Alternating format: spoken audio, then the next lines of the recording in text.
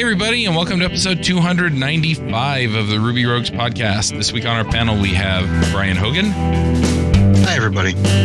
We also have Jason Swett. Hello. I'm Charles Max Wood from devchat.tv. Just a quick shout out about a couple of conferences coming up. We have JS Remote Conf coming up in March and Freelance Remote Conf coming up in April. So if you're interested in either of those topics, then go check them out. We also have a special guest this week, and that's Devon Estes. Did I say that right? Howdy. Yeah, you got it. You want to give us a brief introduction? Who you are, what you do, who you work for, that kind of thing? Sure thing. So like I said, my name's Devon. I am currently living in Berlin, Germany, and I am mostly a Ruby and Rails developer for a nonprofit in San Francisco, actually called Education Superhighway. We're trying to bring sufficient school broadband to all the schools in the U.S., which we're making good progress on. But when I started, I didn't even know how big a problem it was. It was a significant problem. But I work there mostly on internal tools to sort of help support the rest of the company and what they're doing. And I also do a lot of Elixir open source stuff. That's sort of my other part of my programming life. So yeah, that's me. Awesome.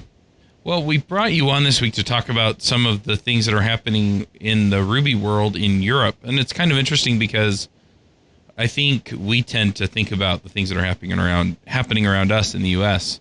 And there's always different movement. I know the Japan Ruby community is pretty different and interesting too. And so I thought this would be an interesting way to kind of dive in and see, okay, for those not in the US, you know, what's it like? What's different? And since you've done both, I'm assuming since you work for a San Francisco company, yeah, what is it that we don't think about here in the U.S. that's different in the Ruby community out there? Yep. Yeah, so that was actually one of the things I was really surprised about when we moved here. We moved to Germany like a year and a half ago. And I grew up outside New York, and I'd been living in San Francisco. And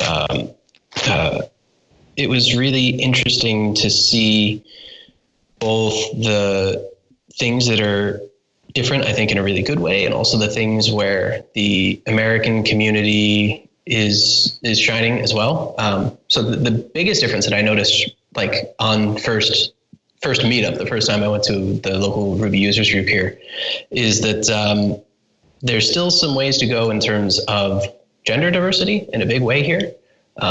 Like we have a really great Rails Girls Berlin chapter here, and people are trying to do that work, but it's still, you know, it feels like where the US Ruby community was 10 years ago here. You know, they're still a little bit behind in that aspect.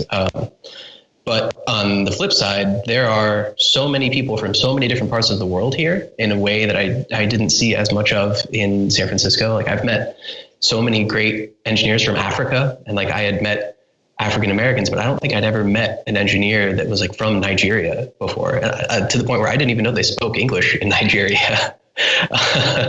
But I've met so many people here writing Ruby that have come from all over the world, from Singapore, from Vietnam, from Nigeria, South Africa. Just it's really surprising to me to see that sort of geographic diversity in a big way here. And I think that's a big part of where some of the different, that diversity is leading to a really cool development of some of the technical things in Ruby as well here. Okay. I just have to ask you, Devon, because you mentioned Nigeria like twice. I happen to know a guy from Nigeria who lives in Berlin. Have you met a guy named Abimbola by chance? No, this guy's name is Charles. Gotcha. I just had to ask because that would be a pretty interesting difference. No, there are a significant number of Nigerians here. Like there's a significant community. Like I think there's at least 2 or 3 of them that I've met at the local Ruby users group. Okay. Yeah, I happened to go over there to Nigeria a couple of years ago. And so I know a handful of people from Nigeria.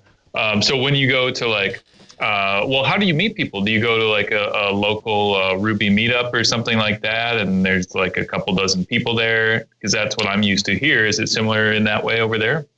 Yeah, it's similar. We have a really strong Ruby users group here. Took me a little while to find it because they're not on meetup.com, but luckily someone that I knew from the Ruby users group in San Francisco used to live in Berlin, and they told me about it. But yeah, I go to the meetups when I can.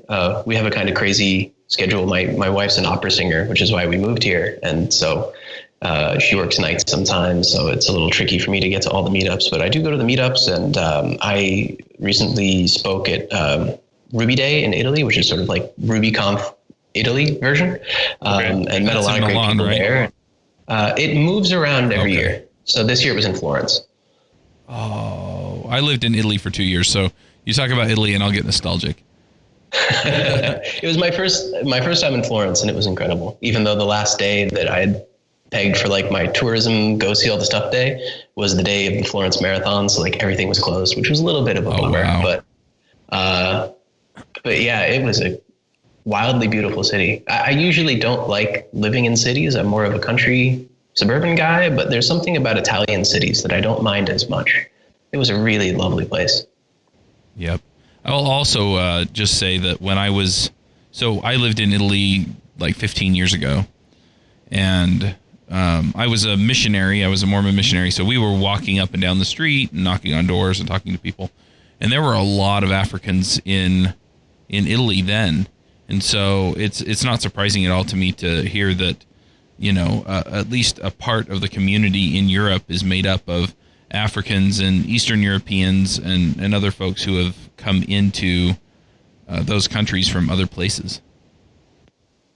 Yeah, I mean, maybe it was just my like American centrism of thinking of America as this great melting pot, not really thinking of Europe in the same way. But that really surprised me to see such geographic diversity here, even more so than I've seen in the States, like by far.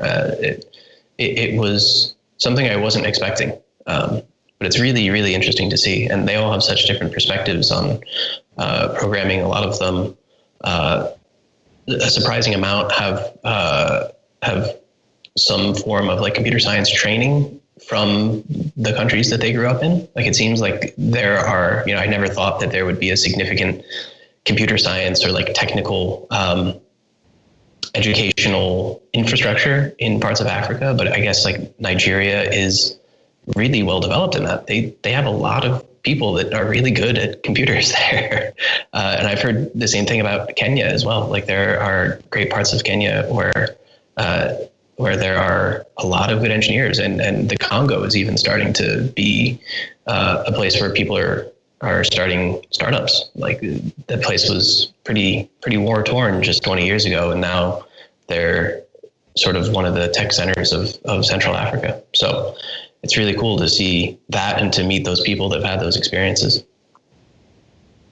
Yeah, it's interesting that you bring that up too. I actually did a presentation and talked to a group of developers in a boot camp in South Africa, and that boot camp, I'm trying to remember the name of it. I think it was something together. Anyway, but yeah, they actually went out of their way to bring in lower income people from basically the bush and teach them how to program and give them that quality of life, because now they had a skill that they could go out and do and make a decent living at, instead of whatever they did out in the village that they came from.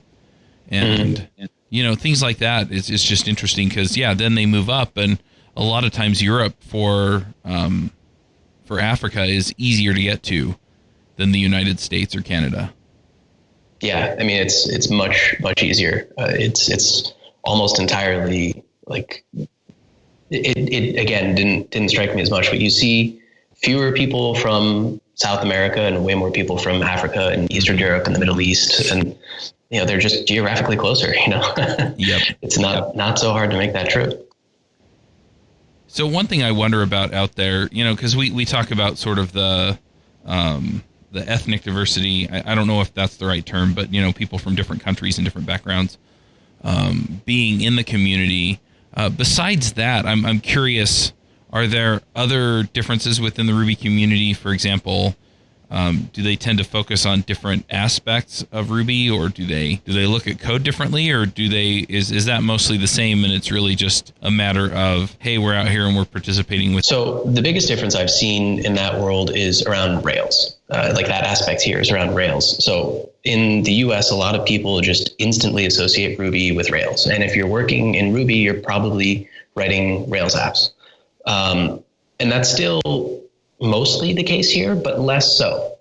Rails has less of a vice-like grip on the Ruby market, and there are a lot more people here, from what I've seen, exploring alternative frameworks or using just different things, using Rails in different ways.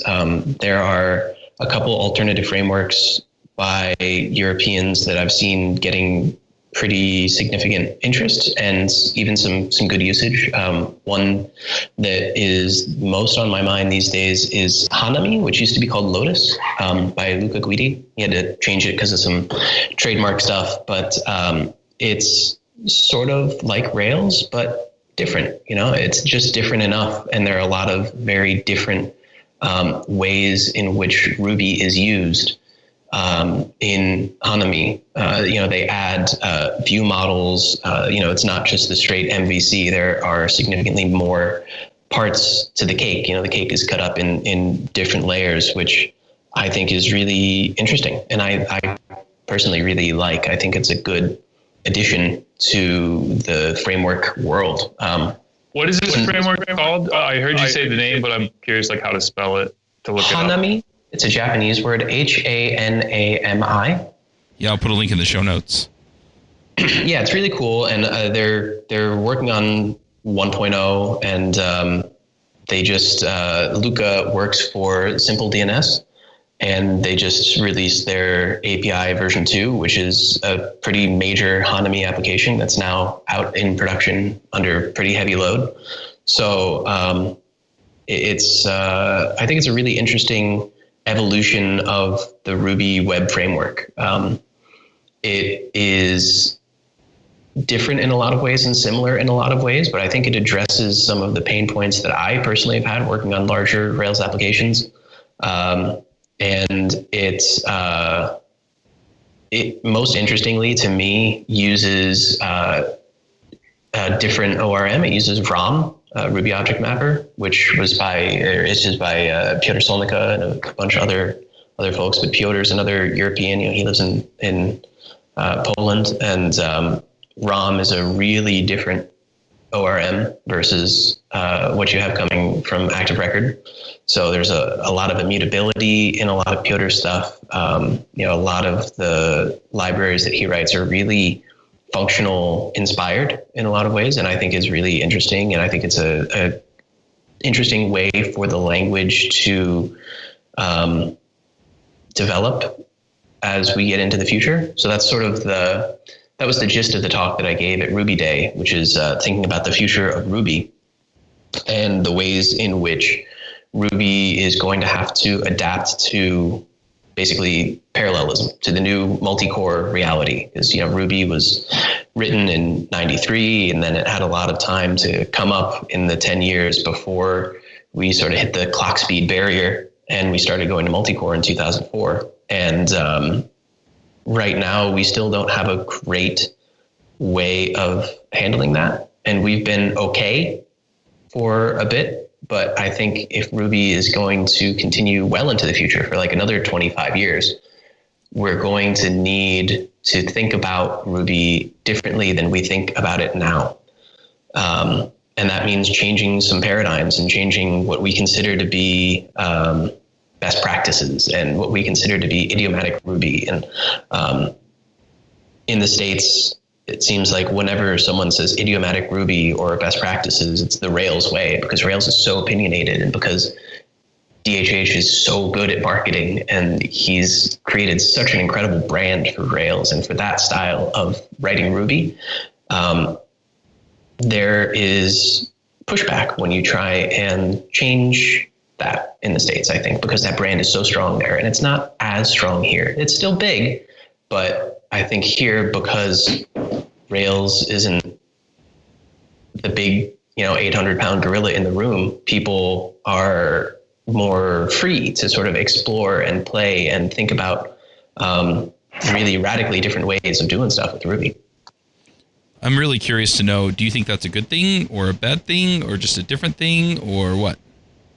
I think it's a great thing that anytime you have more diversity within a community, you're going to see more competition, and good ideas will bubble up and get used, and people will liberally take those good ideas. Funny enough, I asked Luca at Ruby Day, like if DHH came to you and said, we want to do a Hanami Rails merger like they did with Merv. Like, we want to take all the good things that we think from you that you came up with and put them into Rails. Would you do it? And Luca said, no, I really want Hanami to be its own thing, to be able to develop in its own way and to keep the diversity in the community so that there are other ways of writing Ruby web apps. He really thinks that that's important, and I do too. When you have just one way of doing it, then you're potentially stuck in the past, and having that competition helps to develop the future. And I think we are going to need, maybe not now or maybe not even 5 years from now, but eventually we're going to need new ways of writing Ruby. And I would hate to see Ruby become less popular or less used, because what it's done really well so far is create a great community. And that's the really, really hard part, I think. Creating a community is way harder than creating technology. Mm-hmm. Every programming language is Turing complete. Everything can theoretically do everything else, but having the community around it that Ruby has is, I think, one of the real aces up the sleeve of Ruby. That's its trump card is the community and the frameworks and the gems and the libraries and all of the work that's been done to make it a really great ecosystem and a great community.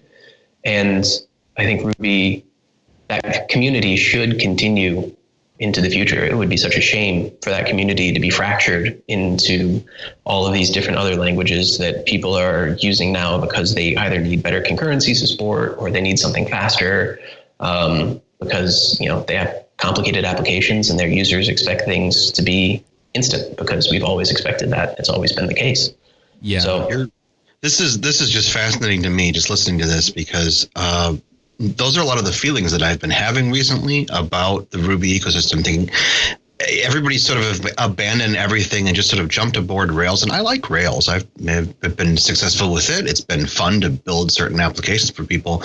But yeah, I've been finding myself moving to different things. I spent a lot of time recently with Elixir to solve some problems because I couldn't do what I wanted to with Rails, and I didn't feel like other things are out there. So it's just really refreshing to know that there's other people thinking about this in other communities. And I think it makes me wonder, what are things that we can do to sort of bridge the gap between the community we have here in the United States and the community over in Europe and the community in Japan. It seems that we have these good communities, but I sometimes wonder if we're not talking or talking past each other. And I always wonder what we can do about that. Yeah, that's a tricky question. I think the hardest thing that I've seen is just getting people together, getting them talking in a room, or getting them to share those ideas in an open way. For all that Rails has done for the community, it's such an integral part of the community. One thing that it hasn't always been great at, or that some people in their core team haven't always been great at, are kindly listening to others, and sharing, and occasionally after fits and starts, changes will happen. Like I think I remember DHH saying, like, there will never be an API mode in Rails, and now there is. And I think having the conversation is the important thing, because if we're feeling pain in doing something and we express that to Mats and to the Rails core team and to everyone else that's writing Ruby libraries, they will address it.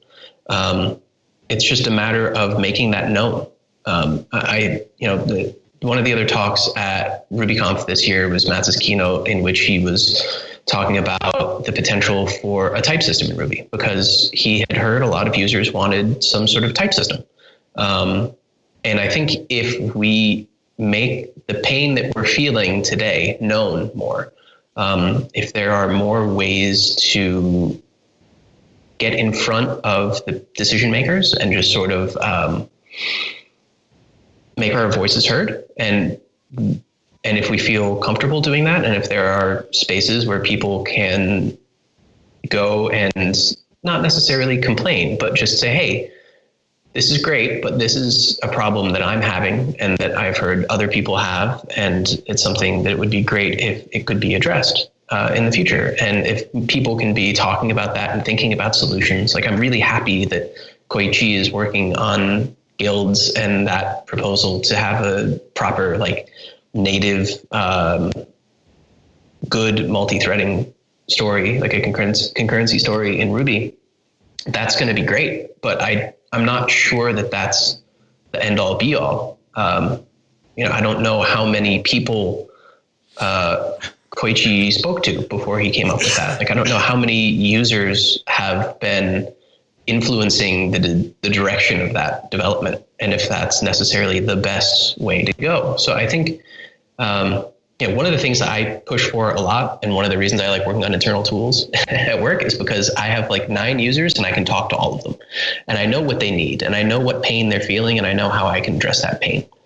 And if there are more or better ways in which we can all speak and make our voices heard, to sort of say what we like, what we don't like. It'd be great if we could have this like global retrospective board, where everyone can put up their likes and their wishes.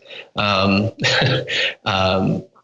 it's hard. It's hard to first create those spaces where people feel comfortable sharing like that, and then also to absorb all of that for the maintainers. I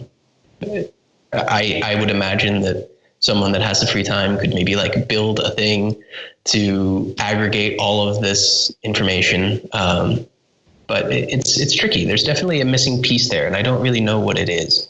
Clearly there's the big hindrance of language, which is something that, as someone who doesn't speak very good German, I have felt intimately for the last 18 months. But that can be solved. There are people in the middle who can translate that know multiple languages, but it does make it a little trickier because not everyone speaks English, and that's sort of the language of programming for a good chunk of the community. But you're missing a lot of the people that don't speak English. You're missing a lot of those voices and their input. Or I would say also for Ruby core Japanese, because that's most of the Ruby core team speaks Japanese. But language is tricky. I recall hearing Aaron Patterson talk in a podcast, and him saying that he learned Japanese so that he could be more involved on Ruby development, which I think is partly incredible and partly crazy, that you should have to learn another like spoken human language to be part of a programming language community. That's it. It's interesting that it's crazy that you have to do that, but that's what we're expecting as English speakers. We're expecting everyone else in the world to do that for our communities, Yeah, it's an expectation that I think is dangerous, because you're cutting off a big part of your users, and you're not able to get info or input from those users if you expect them to speak English. And then as you start getting into harder and harder things where communication and mastery of the spoken language is so important, then you lose a good chunk of those users, and you lose that input and maybe really good ideas. It's something that in my open source work I've tried to push. Like when I remember a while back I gave a talk at Newbie Remote Conf about getting started in open source, and one of the things that whenever I talk to people about getting started in open source, especially if I know they speak multiple languages, I say, please go and translate documentation. there's no reason that everything needs to be documented just in English. Documentation should be in as many languages as it can be, because there are a lot of people that just don't speak English, and certainly not well enough to read technical documentation. And you'll be able to include a significant additional population by having documentation in multiple languages. And yes, it's difficult, but I think it's important. And it would be great if there was a way to, have some sort of like auto translate in GitHub in the way they do on like Google. Like that would be really helpful. I think that would be a great feature for them to add, even just for issues, just so that people could write issues in their native language and say to the Rails core team, like, hey, I love Rails, but this is a real common problem that I have, and I'm wondering if you guys are thinking about it, just to bring the idea up, I think that's really interesting too, because again, when I lived in Italy, it for me, to drive from one city to another is like, driving from Salt Lake to Provo in Utah, right? But from there, going from say Florence to Switzerland or Austria or France is like going from one state to another here in the U.S. And they speak a completely different language. And if you're going to get really into it, each area within each country also has its own dialect. And so, some of the older people don't really speak, or at least I found, didn't really always speak Italian. They spoke the dialect much better. And so, it is a barrier, and sometimes we don't understand just how that is. The other thing is that, within a geographic area that's roughly the size of the continental U.S., you probably have a couple dozen languages if you go to Europe. Even in communities not like that. When I was stationed overseas, dude, Iraq, there was like 40, 50 different dialects. It was a nightmare. It was like insane. So I definitely understand the whole making sure that there are multiple forms of documentation written up in languages. So in multiple languages, like that's one of the largest things that when I talk to other like people that are new in code from other countries, they're like, that's the hardest part of getting into the community, is trying to find that their native tongues format and learning how to code or learn how to program. I was just going to say, I know people who have learned English so that they could learn programming. But think of all of the people we're missing out on because they don't have the capacity or the time or the money to learn English. Yeah, and for me, I drastically underestimated the difficulty and the anxiety of me being forced to speak German. Like, my German is passable in some situations, but to even just go and like make an appointment to take my dog to the vet, I have to like work up so much courage just to go and do that. And I will go and do it because I won't call on the phone because it's harder to hear people on the phone. And like, I've gained so much more empathy for both the immigrant experience, but especially moving somewhere where you don't speak the language. It's really emotionally quite difficult to do that. And it even with Google Translate and all of that, it still makes me much less likely to engage in a community if German is going to be like the only language that's spoken. It's much, much harder, I think, than many people would guess.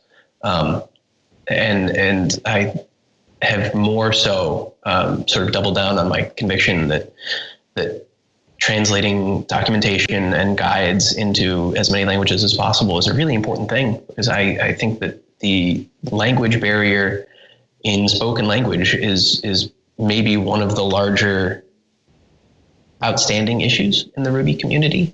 I know there's work towards it, and then there's also Google Translate, but it's not perfect. And I think it would make for such a more welcoming community if we had more things translated into more languages. But that being said, most of the developers, at least here in Berlin, and then the people I've met in Italy and Other friends of mine that live in other countries, friends in Denmark and Sweden, they work in English because that's sort of the common language amongst the European Union. Like I said, a lot of the offices or the companies here in Berlin, they'll have people from Germany and France and Morocco and Turkey and Israel, and everyone speaks English, so it's funny because that has sort of become the de facto, and sort of in the same way that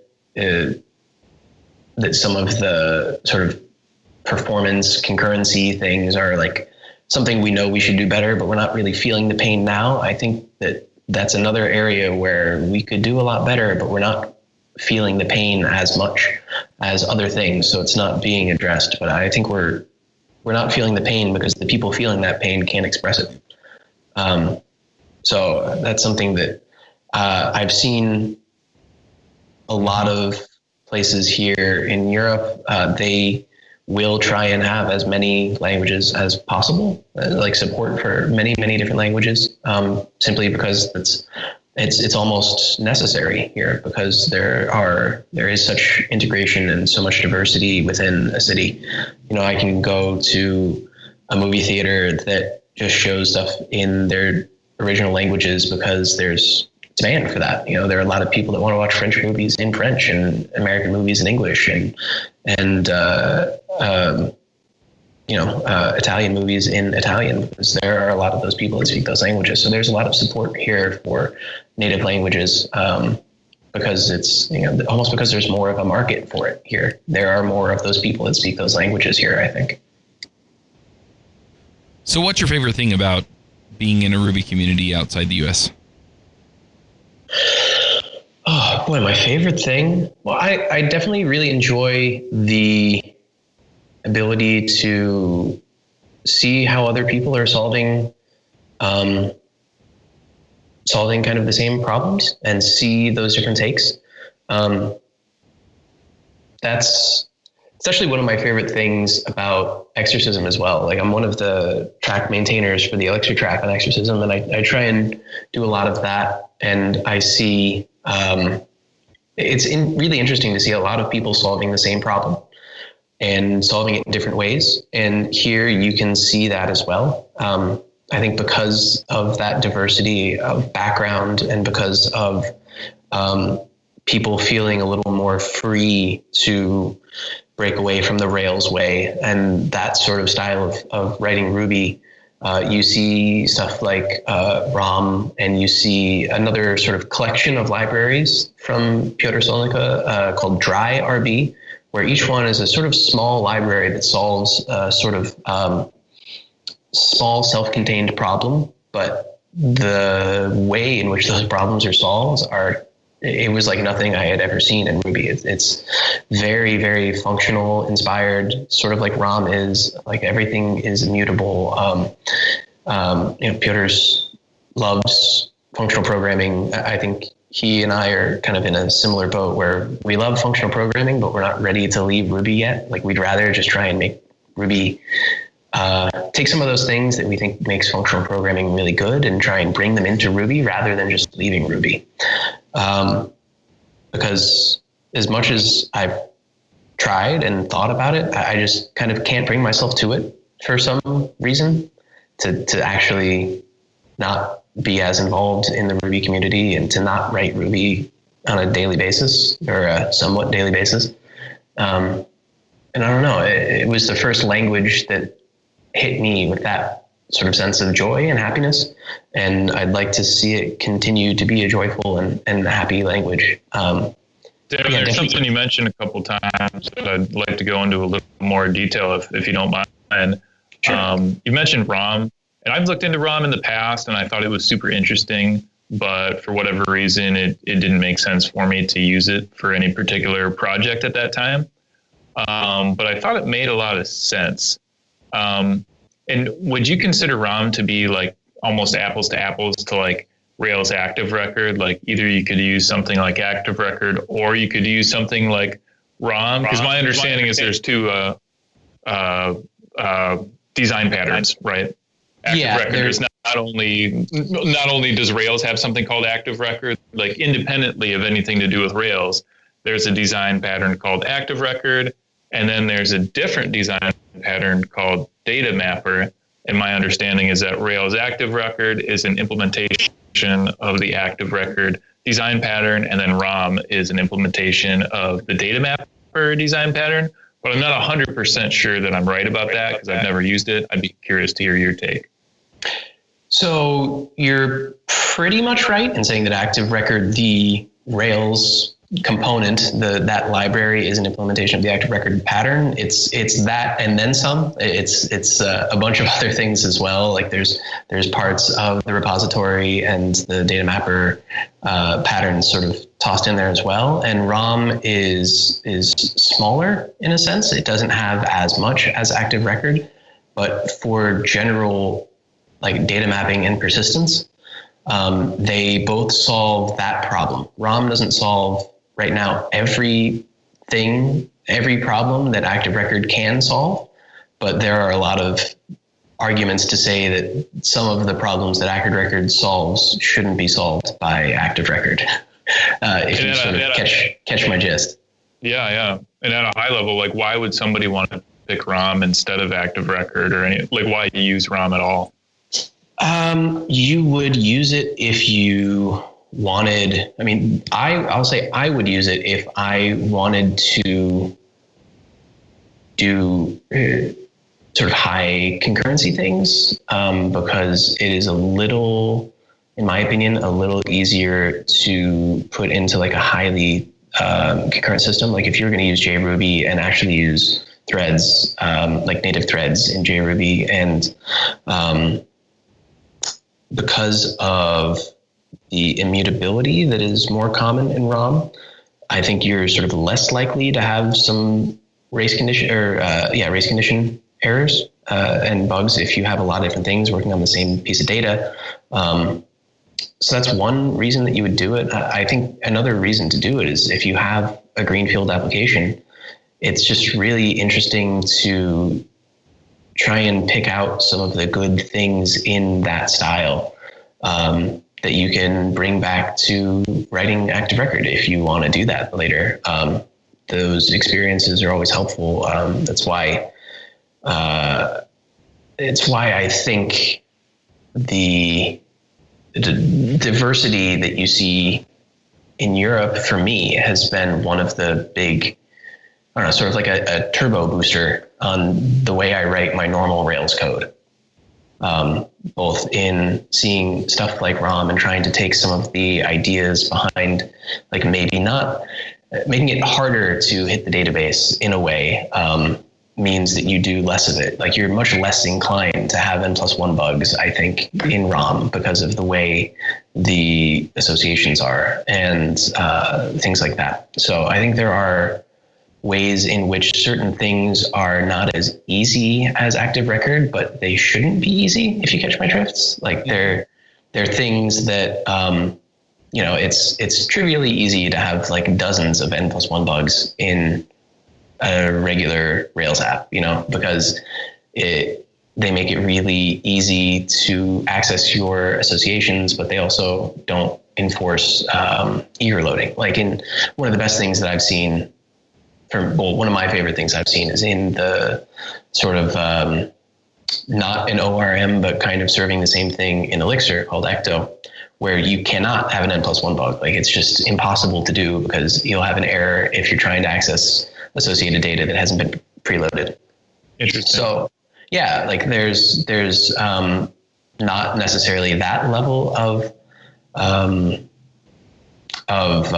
trying to help you avoid shooting yourself in the foot in ROM, but there are things that I think sort of help guide you towards what some people might think are better decisions or more sustainable ways of developing, or more guiding you more towards some accepted best practices, maybe, or what some people believe are best practices. I have to agree with a lot of them. But yeah, I was going to say that what you're kind of talking about is if you only use active record, then you're sort of letting somebody else's design decisions impact how your application is designed.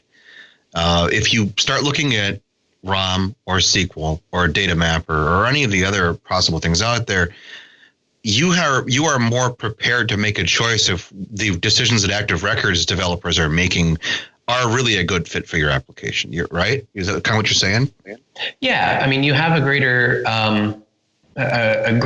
number of tools in your toolbox, but you also know, you can look and see like, well, maybe I shouldn't use as many active record callbacks as I have been using.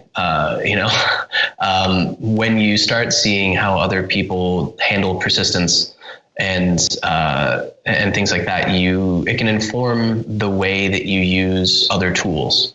Like you can have more tools, and also you can use your existing tools in a different way. So I think that's really helpful if you have the time and the freedom to do it. I mean, almost never are you going to change out your ORM or your persistence layer from a production application. I'm sure people do it, but it's exceedingly rare, and not everyone has a greenfield application where they can choose to say, okay, I'm going to use Hanami and ROM, or they're going to say, I'm going to make this a Sinatra app and use ROM for persistence or something like that. It can be hard to have those experiences. And I think because Rails is sort of the accepted norm, that it can be hard for people to have opportunities to experience those things. But if they do have the opportunities, and it's really, I think there's a lot of good in those experiences. And just having more people talking about those experiences when they do have them, I think is really helpful and useful. Once DN Simple has a couple months of this new API out, I would really hope that they share some of their experiences of how that's been for them, because that's going to, I think, be really important for the community as a whole to sort of hear how a pretty significant scale company is using that framework and how it's been for them.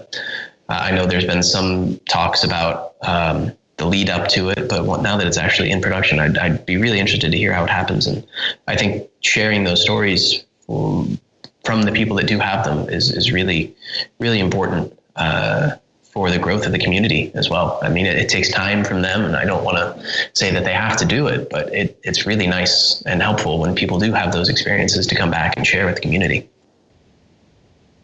Jerome, you mentioned in the chat exorcism.io. Do you want to bring that up and ask your question? Yes, I just wanted to know if anyone had touched, because I know I just rolled in on like 15 minutes into it. I don't know anybody touched about his experience of working with Exorcism.io, and I know because we brought up Elixir earlier, and I know now that he's contributing to the Elixir portion of Exorcism. So I want to know what was the motivation behind that? So I try and do the whole like pragmatic programmers learn a language every year thing. And 2016, I decided would be for Elixir because it had hit 1.0. I try not to sort of jump into stuff too early. So I waited until Elixir was 1.0 before I went into it. But when I do try and learn a new language after doing like the basic stuff, reading, the basic books, reading the docs, doing a couple small things, I try and look for open source repositories that I can contribute to. And I also, when I do learn a language, usually Exorcism is one of the first places I go. But I realized that I can do the problems on Exorcism and get that feedback, but I can also learn the language and contribute to the Exorcism community by implementing more exercises in the language that I'm learning, because there are a whole suite of exercises that every language can implement, but most languages don't have all of them implemented. So instead of doing the implemented ones that actually have the test suites written and you just have to solve the given problem and you get the test suite, I started adding new implementations in Elixir of the other problems that were out there. And that was great because I was both practicing and learning the language, and also I felt like doing something good for the community. And I did sort of enough of that and enough of other stuff to have the existing maintainers ask me to be a maintainer of the track. So now I'm one of 3 technically maintainers, but it's really 2 that are sort of active these days on that track. And we actually sort of have a rule amongst ourselves that the maintainers don't implement new exercises, because that's sort of good low-hanging fruit for new contributors, and we try and leave that. But a lot of what I do as in that role now is actually trying to get new contributors to contribute to the track, to implement new exercises, help update test suites, update documentation if they can. So yeah, it's less coding new stuff in that track than it is trying to do outreach and trying to get more people involved in exorcism, because I think it's a really great project and I'm so happy that it exists. I've gotten so much benefit out of it that I sort of felt bad not giving back. And it was actually, I think that was the first, not the Elixir track, but Exorcism was the first project that I contributed to in open source. Because when I was learning Go the year before in 2015, I was looking for a project, and like a lot of the stuff in Go is really gnarly, low level stuff. But there's the CLI for Exorcism is written in Go, and Katrina is like one of the nicest, kindest maintainers in the world. And she's one of the maintainers for the CLI. And I got to learn so much Go working on that CLI. That's sort of where I got started. And then when I was done with my year of Go and moved on to Elixir, I decided to keep going and trying to help Exorcism, because I think it's such a wonderful project. And I think practice is really important, both for learning, but also for continuing to develop your skills even after you've learned a language. Continuing to practice on katas and problems like that are really helpful, good things. So I try and do what I can to help. Cool. All right, thanks for that insight. I just wanted to know what was the motivation behind it. All right, well, let's jump over and do some picks. Jason, do you want to start us off with picks? I would love to start us off with picks. So my first pick is a book. I was just walking around my local library and I saw this book with kind of an interesting title. The title was Do What You Love and Other Lies About Success and Happiness. And that really attracted me because I'm not a big fan of like the whole do what you love thing. I think it's dumb. And I opened up the book and it started talking about how like, what's his name? The guy who painted the Sistine Chapel. Why can't I remember his name? You know what I'm talking about. Yeah. And he actually like had a horrible time doing it. Right, exactly. But it was like really boring and stressful and stuff for him, which you wouldn't really have expected. Because like what more quintessential definition of like a labor of love than painting the ceiling of the Sistine Chapel? But he actually had a bad time. So that's all I read of it, but it was enough to tell me that it's going to be a really interesting book. So that's my first pick. Do What You Love and Other Lies About Success and Happiness. My other pick is something that I recently started offering. I recently started offering free training, and I'm going to be offering both free and paid training in the future around Ruby on Rails and Angular. So if you go to angularonrails.com, it's pretty easy to find where the free training thing is. I just had over 100 people apply to my first free training session, which is way more than I expected. So I'm definitely going to be doing a lot of these throughout 2017. So if that sounds cool to you, go check that out. All right. Jerome, what are your picks? Roger that. My first pick is the first book that I finished reading in 2017, Thank You Economy by Gary Vaynerchuk. It's one of his older books, but it really helped me put things in perspective in regards to like where's the next direction for our marketing and our customer service for vets, for our nonprofit Vets Who Code. We're trying to really this year focus on taking making service to not just the veteran, but to our supporters our number one primary focus, trying to put the people back in the code. So that's my first pick. I absolutely loved it. I knew I was going to like it. I've read Ask Gary Vee and Jab, Jab, Jab, Right Hook. So I knew that, this book was going to just fit right in with stuff that I was going to enjoy. So that's my first pick. Second pick is Tools of the Titans by Tim Ferriss. It's almost like a encyclopedia of really good advice and information. I've read 2 chapters of just bouncing around. First and foremost, it's great that you don't have to read the book from front to back. You can read for information or questions that you have. So that makes it really, really cool in that aspect. But I've just I used their productivity chapter and a chapter in regards to like health. And I've started applying those, started last week applying those, and it's already been given back to me beneficially within tenfold. So that's another pick. And my final pick would be DigitalOcean. Really want to thank those guys for coming on board and deciding that they were going to be our hosting sponsor for VetSu Code for 2017. And so it's a really cool, really big deal. So those are my picks for this week. Awesome. Brian, what are your picks? So I have a couple of picks. The first pick I have is a book that was recommended to me by a friend of mine called Driven to Distraction at Work. And it looks on the surface as one of these books that's gonna be a sort of a self-help book and help you figure out if you've got some problem paying attention and focusing on tasks. But the more I have dug into it, I can see why a friend recommended it to me.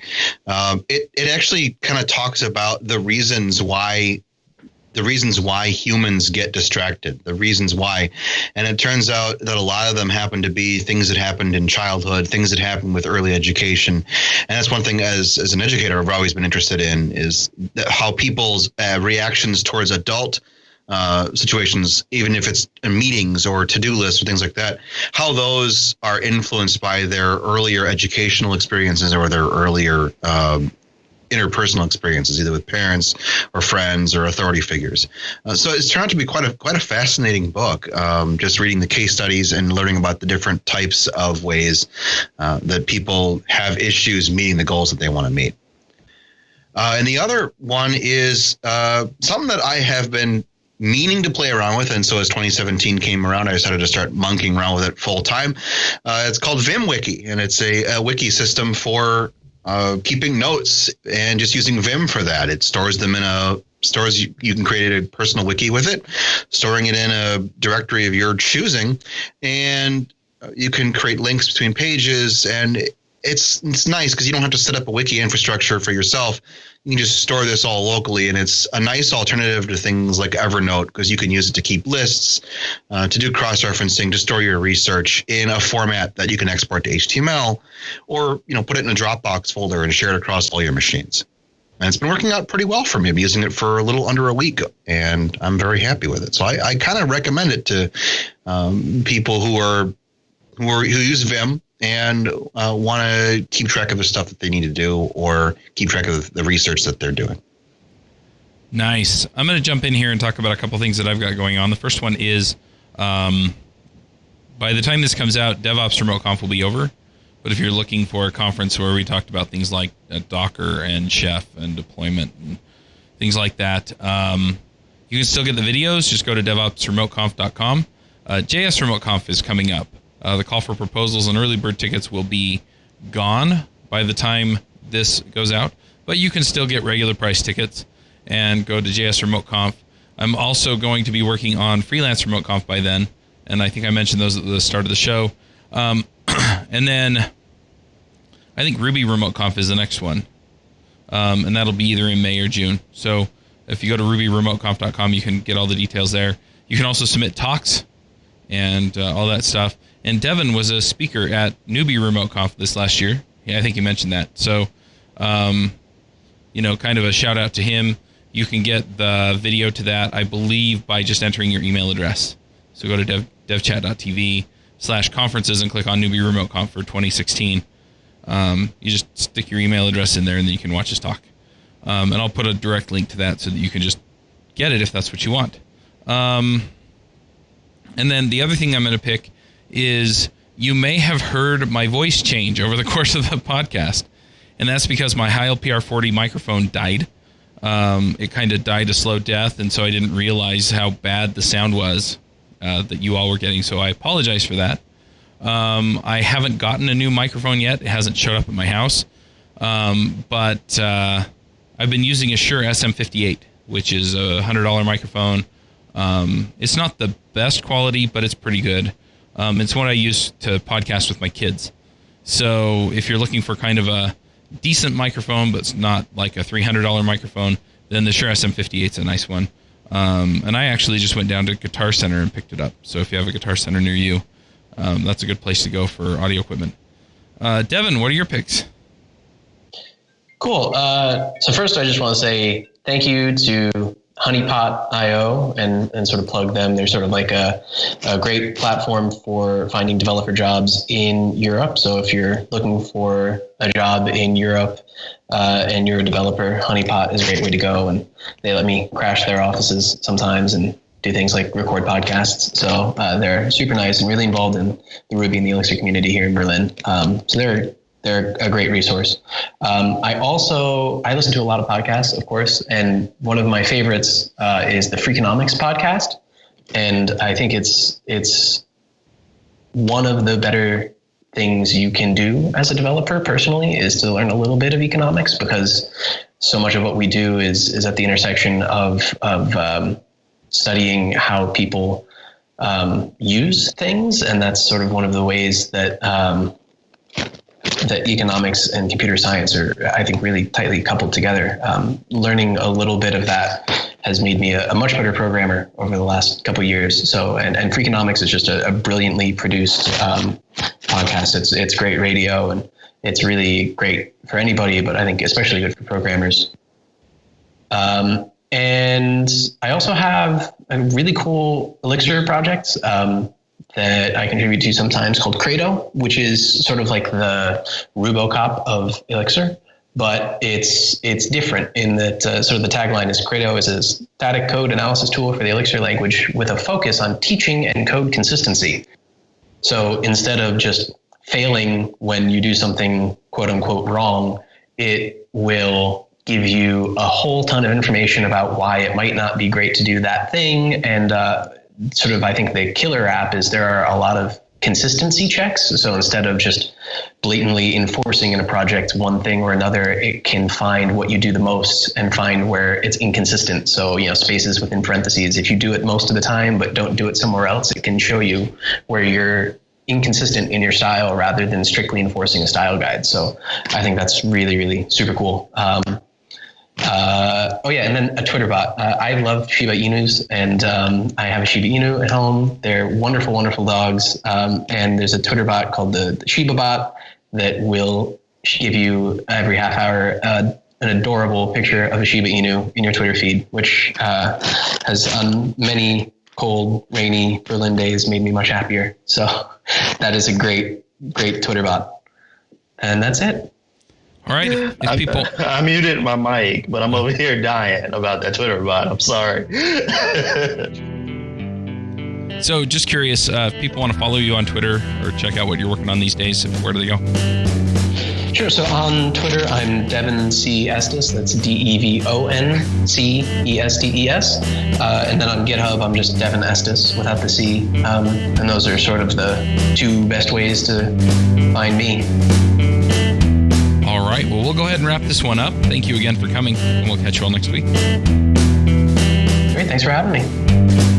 Bye, guys.